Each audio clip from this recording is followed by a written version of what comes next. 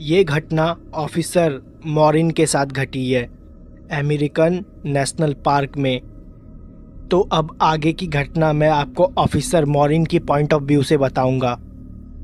हमें उस बच्चे को ढूंढते हुए लगभग 3 दिन से ज़्यादा हो गए थे। हमारी टीम में ज़्यादा लोग नहीं थे। हम जंगल के जिस हिस्से में उसको ढूंढ रहे थे उस हिस्से में पहले कोई भी नहीं गया है। हमें कुछ उम्मीद भी नहीं थी कि हमें उसके यहाँ पे होने की कुछ निशान भी मिलेगी। जहाँ से वो गायब हुआ था वहाँ से वो जंगल का एरिया करीबन 15 किलोमीटर दूर है, और वो यहाँ पे क्या करने आया इसके बारे में हम लोग कुछ भी अनुमान नहीं लगा पा रहे थे। जो लड़का गायब हुआ था उसका नाम रॉन था। अपने दोस्तों के साथ कैंपिंग के लिए आया था। उसके दोस्तों ने बताया वो लोग कैंप फायर के पास बैठे हुए थे।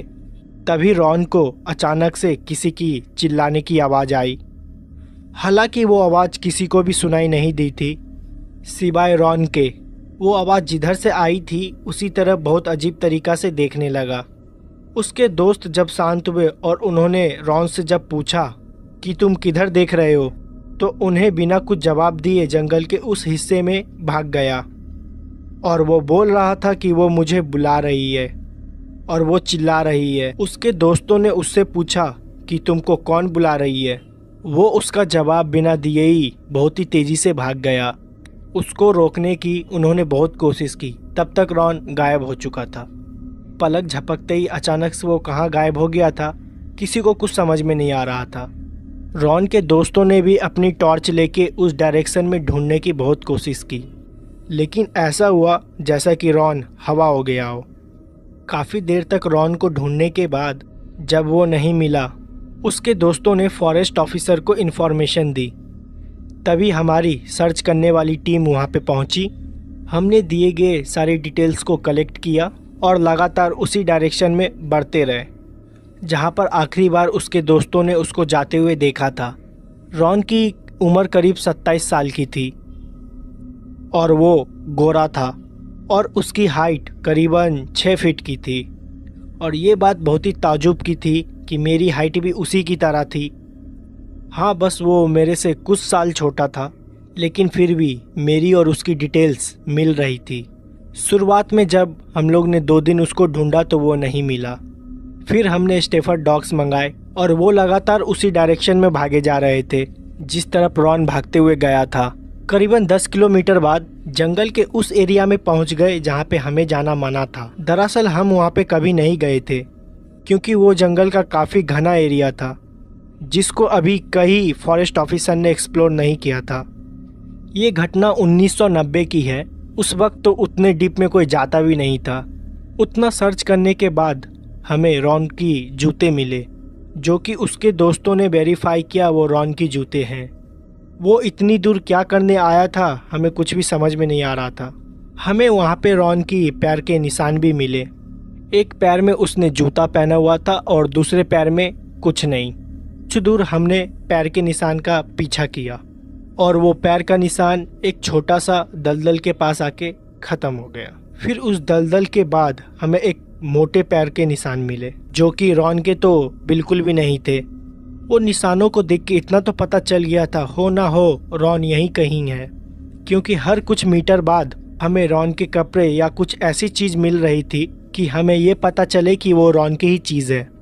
जिस वक्त हम जंगल के एरिया में खड़े थे उस टाइम हमारी टीम में कुल 4 लोग थे और हम लोग के पास एक स्निफर डॉग भी था और हमारे पास हमारी एक गन थी और एक टॉर्च। हमने प्लान बनाया कि हम चारों लोग अलग अलग डायरेक्शन में जाएंगे क्योंकि जहाँ पर रॉन के फुटप्रिंट्स ख़त्म हो गए थे कि वहाँ से हमें कुछ भी पता नहीं था कि हम लोग किधर जाएं। उसको ढूंढते हुए काफ़ी ज़्यादा दिन हो गए थे। अब हम लोग को वापस भी बुलाया जा रहा था क्योंकि हमें और भी ज़्यादा काम थे, लेकिन हमारा ये केस पूरा नहीं हुआ था। मुझे अक्सर अंदर से ऐसा महसूस हो रहा था कि रॉन मिल जाएगा। वो अचानक से कहाँ गायब हो गया किसी को भी कुछ नहीं पता। मेरे साथ जो कुत्ता था उसका नाम ब्रूनो था। मैं और ब्रूनो उसी डायरेक्शन में जा रहे थे जहाँ से हमें बड़े पैरों का निशान मिला था।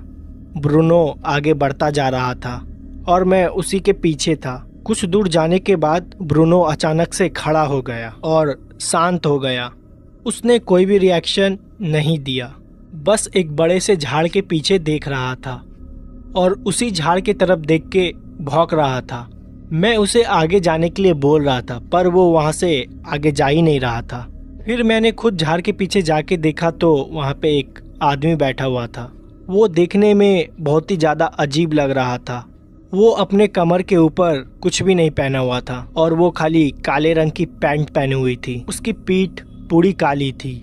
ऐसा लग रहा था कि उसके पूरे पीठ में किसी ने काली मट्टी लगा दी हो। वो मट्टी में कुछ खोज रहा था और बहुत ही ज़्यादा डरा हुआ था। उसके तेज तेज सांस लेने की आवाज़ भी मुझे सुनाई दे रही थी। मैंने उसको बुलाने की कोशिश की। मैंने उसको जैसे ही बुलाया वो मट्टी में खोदना बंद कर दिया और आगे की तरफ देखने लगा। वो अपने शरीर में हल्का सा भी मूवमेंट नहीं किया था।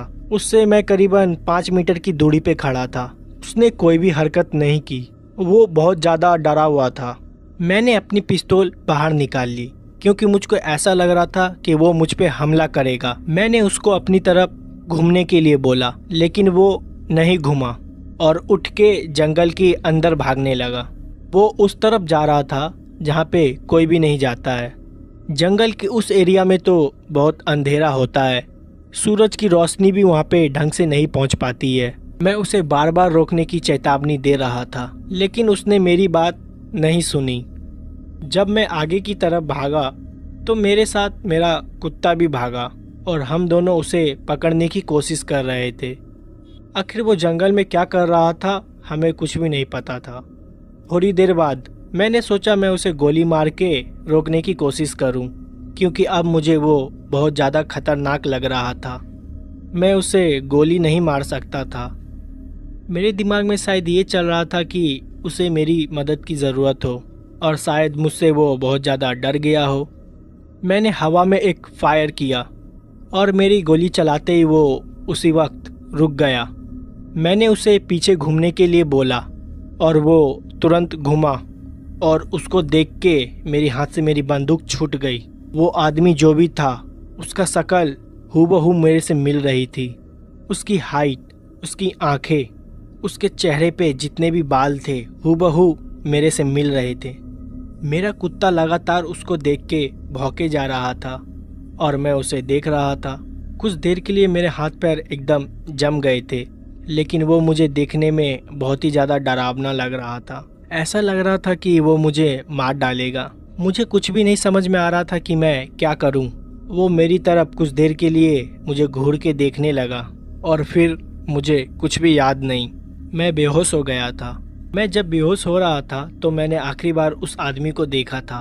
वो काफ़ी धुंधला दिखाई दे रहा था क्योंकि मेरी आंखें ढंग से खुल भी नहीं रही थी। मुझे सिर्फ बस इतना दिखाई दे रहा था कि वो मेरे पास आ रहा है और मेरे कानों में मेरे कुत्ते की भौंकने की आवाज़ सिर्फ आ रही थी। उसके बाद मुझे कुछ भी याद नहीं और जब मेरी आंखें खुली तो मैं अपने बेस के रेस्टिंग रूम में सोया हुआ था। मुझे कुछ भी समझ में नहीं आया कि मेरे साथ क्या हुआ और वहाँ पे मैं कैसे पहुँचा।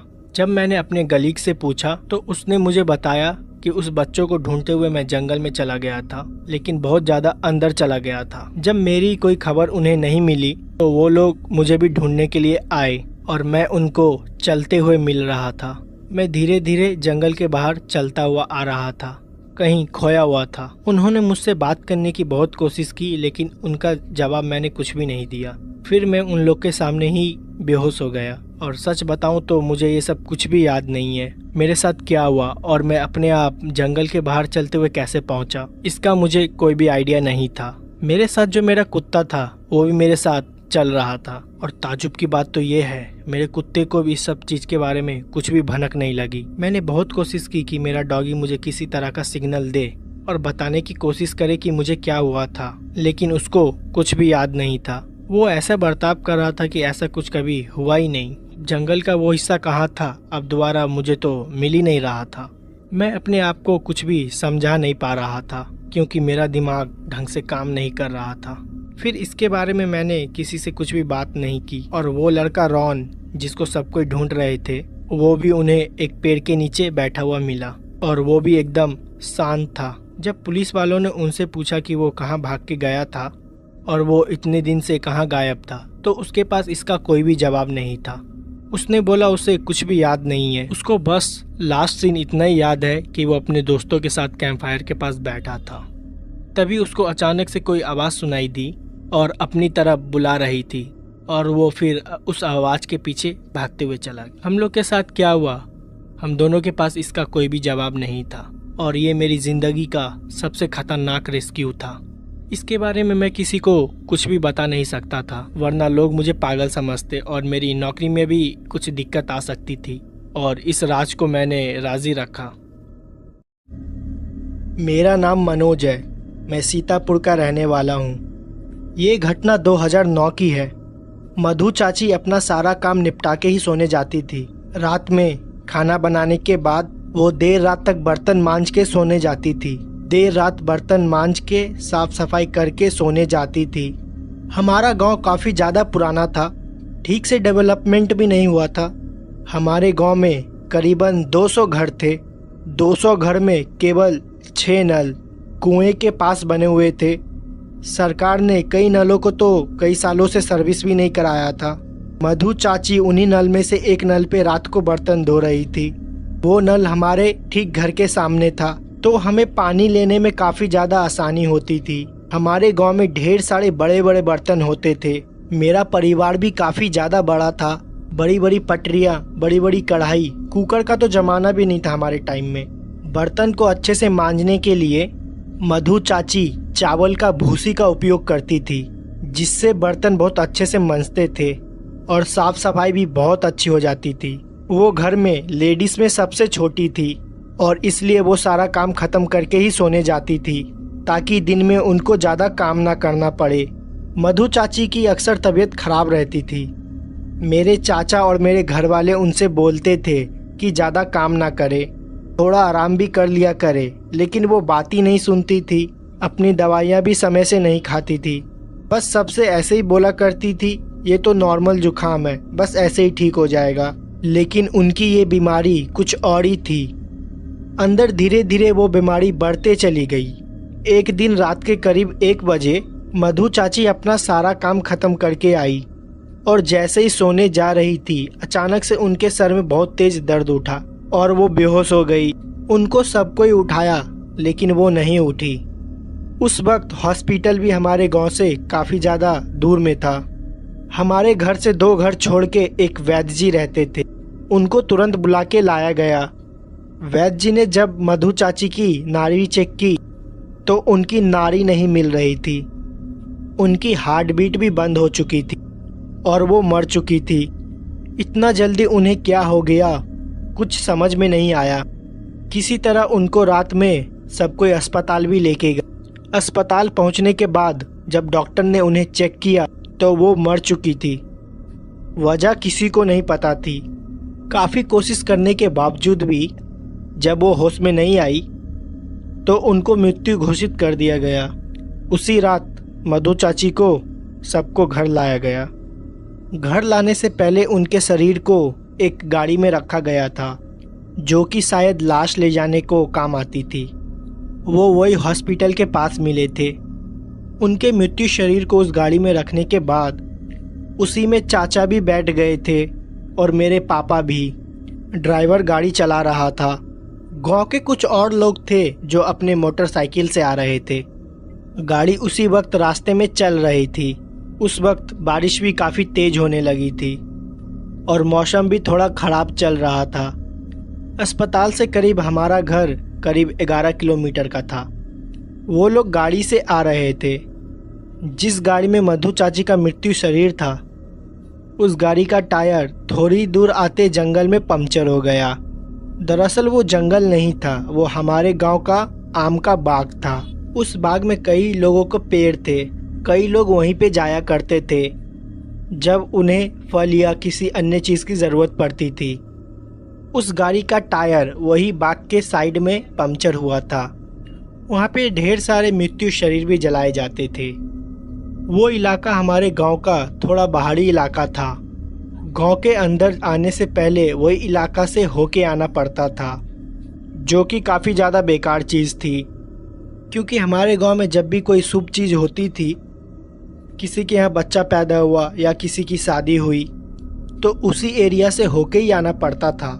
गांव वाले ने कई बार उस रास्ते को बंद करने की भी सोची, लेकिन कभी किसी को मौका ही नहीं मिला। लोग उसी रास्ते से लगातार आना जाना किया करते थे, इसलिए इस चीज़ को सब कोई भूल गए। गाड़ी पंक्चर होने के बाद गाड़ी के ड्राइवर ने टायर को चेंज किया। बारिश बहुत तेज हो रही थी, उसको टायर चेंज करने में थोड़ा समय लग गया। गांव के बाकी लोग जो बाइक से आ रहे थे वो थोड़ा पीछे ही रुक गए थे, क्योंकि बारिश बहुत ज़्यादा तेज हो रही थी। उस वक्त उस बाग में मेरे चाचा, मेरे पापा और ड्राइवर और मधु चाची की मृत्यु शरीरी ही थी। किसी तरह टायर को चेंज किया। टायर चेंज करने से पहले ही पापा ने ऐसा महसूस किया गाड़ी के ऊपरी हिस्से पे कोई बैठा हुआ है। उनको कोई काली परछाई दिखाई दी, लेकिन उन्होंने इस बात पे ज़्यादा ध्यान नहीं दिया, क्योंकि उस वक्त चाचा काफ़ी ज़्यादा परेशान थे, तो उन्हें संभालना ज़्यादा ज़रूरी था। उस वक्त ही गाड़ी को बारिश में हमारे घर ले जाया गया। मुझे आज भी साफ साफ याद है, मैं जग रहा था जब वो गाड़ी आई। पापा और चाचा चाची की शरीर को उतार रहे थे। मम्मी ने मुझे अंदर भेज दिया था, लेकिन तभी मम्मी ने मुझे घर भेज दिया। लेकिन मैं खिड़की से सब कुछ साफ साफ देख रहा था। उनके शरीर को उतार के ज़मीन पे रखा गया और बगल में ही तनके को सुलगा दिया गया, क्योंकि बगल में धुआं रहे और आग जलती रहे।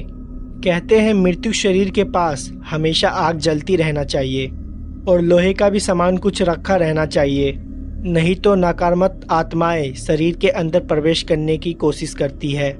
बारिश काफ़ी ज़्यादा तेज हो रही थी। पूरा गांव एकदम ज़्यादा शांत था। इसके वजह से तो आधा गांव अपने घर से बाहर भी निकल के नहीं आया था। चाची का शरीर बरामदे में ही रखा हुआ था। अभी भी उसमें कोई क्रिया नहीं की गई थी, क्योंकि घर के कई लोगों को संदेश भेज दिया गया था। उनको भी आने में थोड़ा समय लगने वाला था। बारिश की वजह से उनको कोई साधन भी नहीं मिल रहा था। उस वक्त घर में मैं, मम्मी, पापा, चाचा और हमारे दादाजी ही थे। हम सब लोग जग रहे थे और उनका शरीर बरामदे में ही रखा हुआ था। बारिश बहुत ज़्यादा तेज हो रही थी और बादल भी बहुत गरज रहे थे। बादल की गरज और हल्के फुल्की रोशनी चाची की मृत्यु शरीर पर पड़ रही थी, जो कि पुराने डबल बेड के चादर से ढका हुआ था। एक एक करके धीरे धीरे सब कोई सोने लगे। चाचा जग रहे थे। चाचा पूरी रात चाची के बगल में ही बैठे रहे। काफ़ी ज़्यादा थकान हो रही थी उनको, जो कि उनके चेहरे पे साफ साफ झलक रही थी। पापा ने चाचा को जाके बोला कि वो थोड़ी देर आराम कर ले, क्योंकि कल बहुत काम करना है। अगर वो जगते रहेंगे तो उनकी भी तबीयत खराब हो जाएगी। चाचा सो नहीं रहे थे, लेकिन पापा ने ज़बरदस्ती उनको सोने के लिए भेज दिए। वो कर भी क्या सकते थे, पूरा घर एकदम शांत था और पूरे गांव में किसी कुत्ते भौंकने की भी आवाज़ नहीं आ रही थी। बस दो आवाज़ ही सुनाई दे रही थी, बारिश की और बादल की गरज। इसके अलावा और कुछ सुनाई नहीं दे रहा था। सब कुछ एकदम शांत था। किसी को पता भी नहीं चला। बारिश की कुछ बौछारें इतनी तेज थी, वो चाची की मृत्यु शरीर तक गिर रही थी और उनके बगल में जो जलता हुआ गोबर का उपला यानी कि कंधा रखा हुआ था, उस पर भी जाके गिर रही थी। कुछ देर बाद वो जो उपला जल रहा था, पानी की वजह से बुझ गया और वहाँ पे धुआं होना बंद हो गया और आग एकदम शांत हो गई। दादाजी सो गए थे। मम्मी भी मेरे बगल में ही सो रही थी, लेकिन मुझे नींद नहीं आ रही थी। चाचा भी आराम कर रहे थे। उनको भी कुछ समझ में नहीं आ रहा था, इसलिए वो अपने कमरे में जाके चुपचाप बैठे हुए थे। पापा चाची के मृत्यु शरीर के पास ही बैठे हुए थे। मुझे साफ साफ याद है, उस वक्त रात के 2 या 2:30 बज रहे थे। मुझे साफ साफ याद है, उस वक्त रात के 2 या 2:30 बज रहे थे। एक जोरदार बिजली कड़की। जिस कमरे में मैं और मम्मी लेटे हुए थे, उसका दरवाज़ा नहीं बंद था, उसमें बस पर्दा लगा दिया था। और दरवाज़ा इसलिए नहीं बंद किया गया था ताकि किसी को भी किसी चीज़ की ज़रूरत हो तो मम्मी जाके उसे दे दे। हमारे घर में सिर्फ 2 ही महिला थी, एक मेरी मम्मी और एक चाची। चाची अब ख़त्म हो गई थी। उस वक्त मैं चुपचाप अपनी कमरों में लेटा हुआ था और दरवाजे के बाहर ही देख रहा था।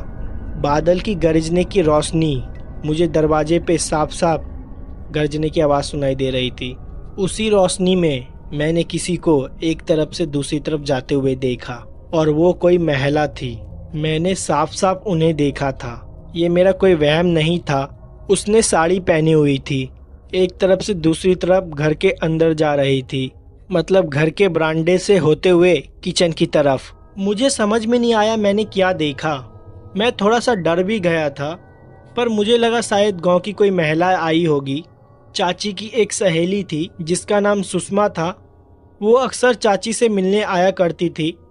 सुषमा को अभी तक चाची की मौत के बारे में पता नहीं चला था, तो वो शायद मिलने आई होगी। मैं तुरंत अपनी बिस्तर से नीचे उतरा और मैंने सोचा मैं जाके सुषमा चाची को सब कुछ बता दूं, लेकिन वो गायब हो गई। ऐसा लगा हो कि वो एकदम हवा हो गई हो। मैं कमरे से बाहर निकल के किचन की तरफ जाके देखने लगा, मुझे कुछ भी दिखाई नहीं दिया। मैं फिर दोबारा घर के बाहर के तरफ गया और मैं एक चीज़ देख के एकदम हैरान हो गया। मेरी चाची का मृत्यु शरीर वहाँ पे नहीं था और जिस चादर से उन्हें ढक रखा था वो नीचे की तरफ पड़ा हुआ था। जिस तसले में गोबर के उपले जल रहे थे उसमें पानी भरा हुआ था और मेरे पिताजी वहीं पे बगल में कुर्सी पे बैठे हुए सो गए थे। दादाजी अपने कमरे में सो रहे थे और मम्मी भी अपने कमरे में सो रही थी और चाचा जी ने अपने कमरे के दरवाजे को अंदर से बंद किया हुआ था। उस वक्त पूरे घर में मैं ही जग रहा था। हमारे घर में छत की ओर जाने के लिए एक सीढ़ियाँ हैं। वो सीढ़ियाँ चारों तरफ मोटी मोटी दीवारों से घिरी हुई है। उसमें ज़्यादा रोशनी भी नहीं जाती है, लाइट भी नहीं थी, अंधेरा भी काफ़ी ज़्यादा था। छत पे जाने के लिए जब मैं उन सीढ़ियों से गुजरता हूँ तो ऐसा लगता है कि कोई अंधेरे कमरे से गुजर रहा हूँ। मुझे छत के ऊपर से छत की दरवाज़ा खुलने की आवाज़ आई। हमारे यहाँ का किचन का एरिया जहाँ पे सब कोई ज़मीन पे बैठ के खाते हैं, उसके ऊपर कोई भी छत नहीं है। वहाँ से डायरेक्ट आसमान से पानी चबूतरे पे ही गिरता है। मैं अपने आप को उन पानी को बूंदों से बचाते हुए सीढ़ियों की तरफ गया। मैंने सोचा कि मैं सीढ़ियों की तरफ जाऊं। जैसे ही 2 सीढ़ियां चढ़ के अंधेरे के तरफ घूमा, मुझे ऐसा महसूस हुआ कि उन सीढ़ियों पे कोई बैठा हुआ है। मुझे अंधेरे में साफ साफ दिखाई दे रहा था कि कोई अंधेरे में है। सीढ़ियों के ऊपर का दरवाज़ा खुला हुआ था, उनसे मुझे चमकती हुई परछाई से मुझे साफ साफ दिखाई दे रहा था वो कोई औरत थी। मैं समझ गया था वो कोई और नहीं, चाची ही है, क्योंकि उनका शरीर वहाँ पे नहीं था। मैं बहुत ज़्यादा डर गया था। मैं उन्हें देखते ही ज़ोर ज़ोर से चिल्लाने लगा। वो बहुत ज़्यादा अजीब लग रही थी। मेरी ही आंखों के सामने सीढ़ियों पे बैठ के मुझे घूर रही थी और पीछे चमकती हुई बिजली मुझे आज तक याद है। उनको देखते ही मैं ज़ोर ज़ोर से चिल्लाने लगा और सीढ़ियों से नीचे उतर आया। मैं किचन के सामने उसी चबूतरों से भागते हुए जा रहा था जहाँ पर पूरा पानी चबूतरे के ऊपर पड़ा हुआ था। मैं वहाँ पे फिसल गया और जाके सीधा चाचा के कमरे से लड़ा। मेरी चिल्लाने की आवाज़ सुनकर पापा सीधा उठ गए और मम्मी भी उठ गई। चाचा भी अपने कमरे से तुरंत बाहर आए। उन्होंने देखा मैं ज़मीन पे गिरा हुआ हूँ। पापा का जैसे ही आँख खुला, पापा ने देखा चाची का शरीर वहाँ पे नहीं है।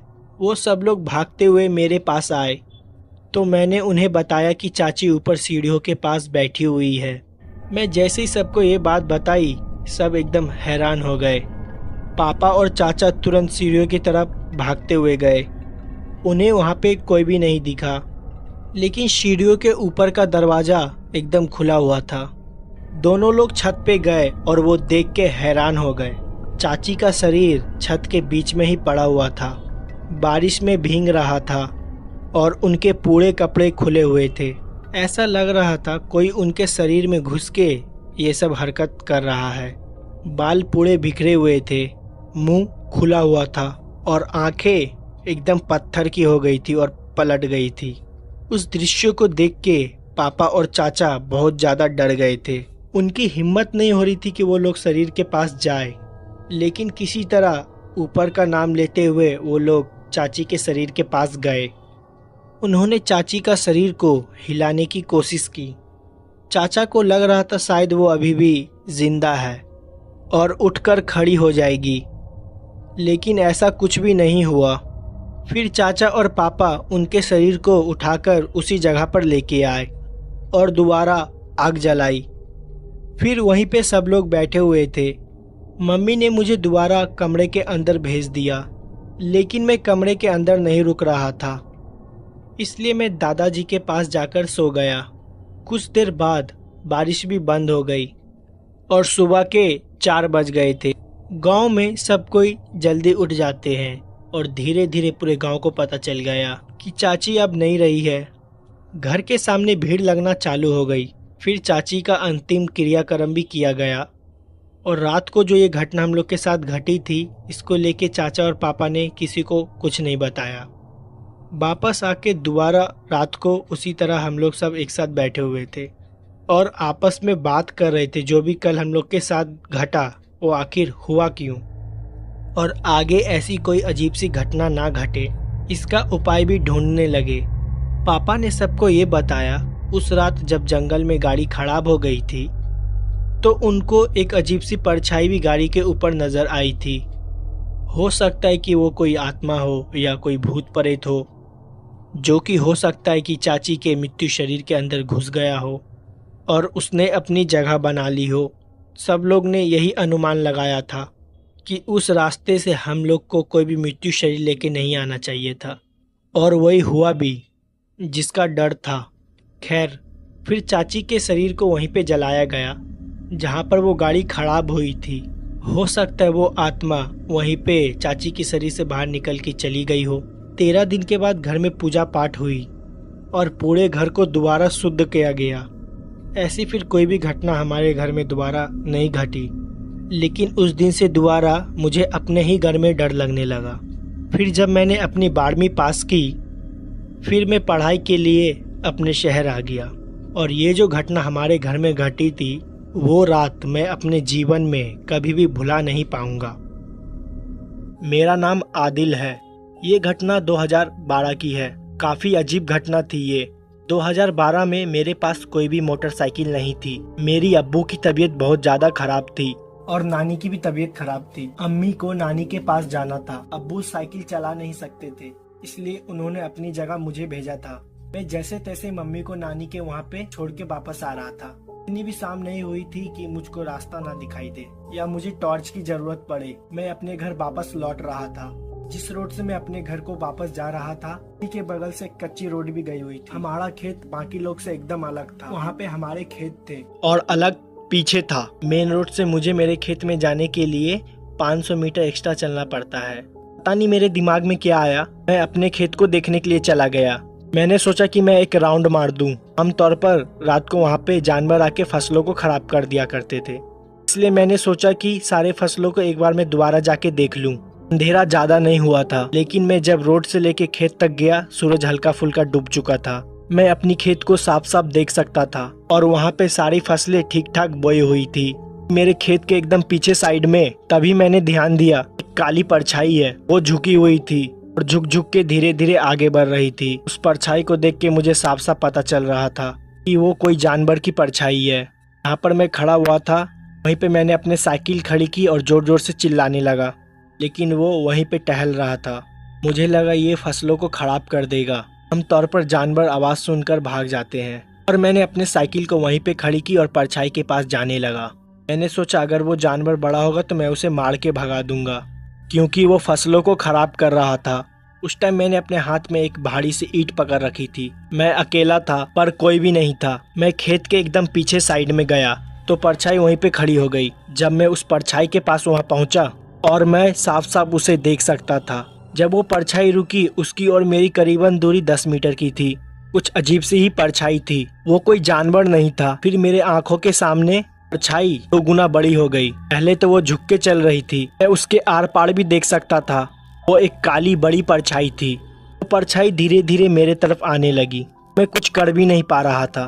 मैंने सोचा मेरे हाथों में जो ईंट मैं पकड़ा हुआ हूँ उसके तरफ फेंक दूं, लेकिन मेरे हाथ पैर भी काम नहीं कर रहे थे। ऐसा लग रहा था कि मेरे हाथ पैर बुरी तरह से जम गए हैं। वो परछाई धीरे धीरे मेरे पास आ रही थी। मुझे समझ नहीं आ रहा था ये मुझे क्या हुआ। मेरे गले से आवाज़ तक नहीं निकल रही थी। वहाँ से भागना चाह रहा था, लेकिन मैं भाग भी नहीं पा रहा था। फिर कुछ देर बाद मेरे पैरों में जैसे कि जान आ गई हो। मैं दोबारा अपनी साइकिल की तरफ भागा। साफ साफ उस चीज़ को महसूस कर सकता था कि परछाई भी मेरे पीछे ही भाग रही है। जैसे तैसे अपनी साइकिल के पास पहुंचा। मैंने अपने साइकिल को पकड़ने की कोशिश की। जैसे अपनी साइकिल पकड़ी, मेरी साइकिल हवा में उड़ गई। साइकिल हवा में 1 मीटर दूर पीछे जाके गिर गई। लग रहा था मेरी साइकिल को किसी ने उठा के जोर से फेंक दिया हो, लेकिन वहाँ पर मुझे कोई भी नज़र नहीं आ रहा था। इतना ज़्यादा डर गया था कि मैंने अपनी साइकिल को वहीं पे छोड़ दिया। रोड की तरफ चिल्लाते हुए भागने लगा। ऐसा महसूस भी हो रहा था कि मेरे पीछे कोई भाग रहा है। किसी ने मेरे कंधे को छूने की कोशिश की है। कि मैं मेन रोड के पहुंचा, पे जाके नीचे बैठ गया। तभी लोग वहां से आ जा रहे थे। जान पहचान के एक दोस्त थे। उन्होंने मुझे देख लिया। उन्होंने उसी वक्त अपनी साइकिल रोकी और मेरी हालत के बारे में पूछा। मैं उन्हें सब चीज़ बताई। मुझे दोबारा बताया कि हम लोग जाके वहाँ देखते हैं। मुझे दोबारा बोला चल के वहाँ पे दोबारा देखते हैं, पर मेरी हिम्मत नहीं जुटी जाने की। मैं उससे बोला कि वो मुझे घर छोड़ दे। उन्होंने कहा ठीक है। अब्बू की भी तबीयत ख़राब थी और दवाई भी देनी थी। जब मैं अब्बू के पास पहुँचा तो वो सो रहे थे। उन्होंने देखा कि मैं पैदल आया हूँ। उन्होंने मुझसे साइकिल के बारे में पूछा। मैंने उनसे कहा कि साइकिल मेरे एक दोस्त के पास है, कुछ देर में वो मुझे साइकिल लाकर दे जाएगा। वो जिन्होंने मुझे मेरे घर तक पहुंचाया था, वो बाद में मेरे दोस्त के साथ मेरे खेत पे परछाई को देखने के लिए गए। उन्होंने बताया कि वहाँ पे कोई भी परछाई नहीं दिखी और मेरी साइकिल वहाँ रोड पे ही पड़ी हुई मिली। मैंने उन्हें बताया कि ये जो घटना मेरे साथ घटी ये एकदम सत्य थी। हालांकि वो मेरे बात पे विश्वास कर रहे थे। मैं मन ही मन सोच रहा था कि वो सोच रहे होंगे कि मैं झूठ बोल रहा हूँ या मुझे किसी तरह का कोई वहम हुआ है। वो मेरी साइकिल वापस लाके मुझे दे गए और इस घटना को अगले दिन मैंने अपने अम्मी को भी बोला। फिर अम्मी ने मुझे वहाँ पे रात को जाने से मना किया और उस दिन के बाद से और मैं वहाँ पे रात को कभी भी नहीं जाता हूँ।